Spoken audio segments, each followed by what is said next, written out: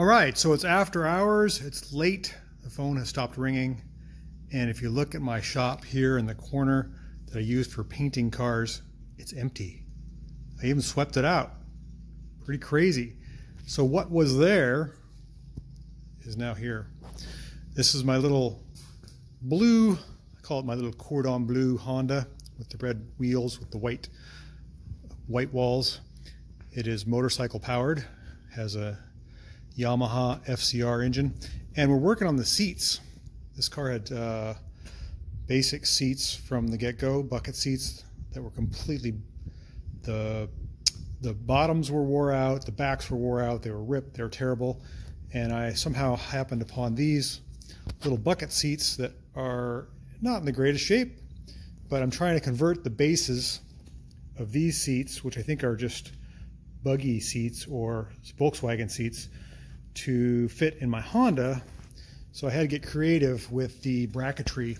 So the bottom part here, this is the Honda 600 seat adjustment bracket. I've spaced it up a little bit with these bars, which are effectively adapters to go to my new seats.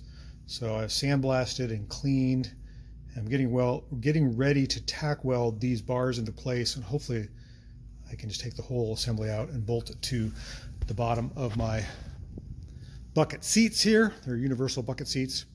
And then if we have enough time later on, we'll get to the exhaust. We got some really cool ideas on how to run the exhaust from 4 into 2 into 1 to give it that nice motorcycle sound. And you can see I've got all my exhaust pieces in the back there. So we'll see how far we get. I'm hoping to at least get the seats in this thing tonight. That would be so great. All right, let's get to work. All right, so it's a little while later, a few hours, built those brackets, drilled the holes, welded everything solid, and bolted them to the car. Pretty happy with the way they turned out. They look pretty good. They are close to the door, but not too close. There's enough room to make the e-brake work and all the sliders work. In fact, there's double sliders. There's a slider here and a slider here because I doubled up the tracks. And the height is about right. When you sit in there, you don't feel like you're sitting on the floor. Seems about normal. And I can reach the pedals the way I want to. I think that's going to look just fine. All right, now the seats are in. Let's see if we can get some exhaust on this thing. What will it take?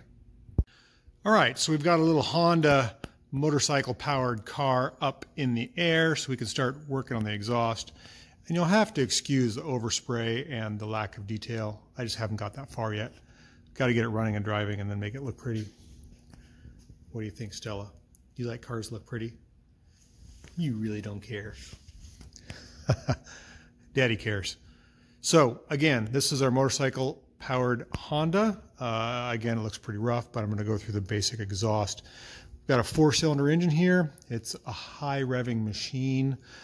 I've made a header for it. In other words, we have a 4 into 2. There's 2 pipes here into, well, it will be 1. I wanted to draw out the length of the header as long as possible because this car weighs more than a motorcycle. It weighs approximately 1,000 pounds, and a motorcycle weighs between 300, 400, something like that. So the longer I can draw out the exhaust and keep it flowing really well, the more torque I'll get. I need the torque to get off the line.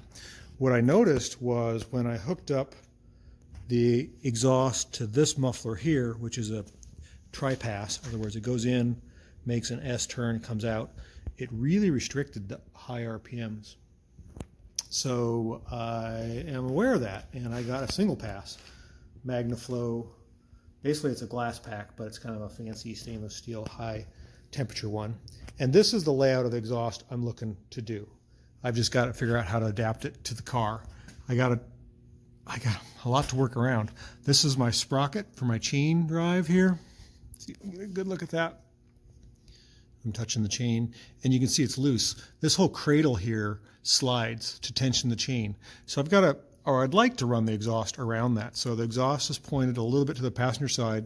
I want to curve it back over here to the tunnel where it'll merge into one and then follow the normal Honda 600 exhaust path out the side here or underneath the gas tank and straight out. So again, we've got 4 pipes, 1 from each cylinder, feeding into 2 pipes. In other words, it's a 4 and a 2 and a 1 for good torque. And I'm going to draw out the 2 as long as I can. It'll look something like that. Then merge into the 1, into a resonator, and possibly another resonator, depending on how loud it is. Right now, it's extremely loud. I may have to put another one of those resonators up in this area or in the back here someplace. But I don't think I have enough time to get going on this, and I'm sorry I can't start the car up. I would wake everybody in the neighborhood because it's so stinking loud. But we're making some good progress, little by little. This little Honda's coming alive. Stella's ready to go home and go to bed, aren't you, girl? It's late. All right. Thanks for watching. Thanks for staying tuned with my little bright colored motorcycle engine Honda here. And we'll catch you on the flip side. Thanks for watching.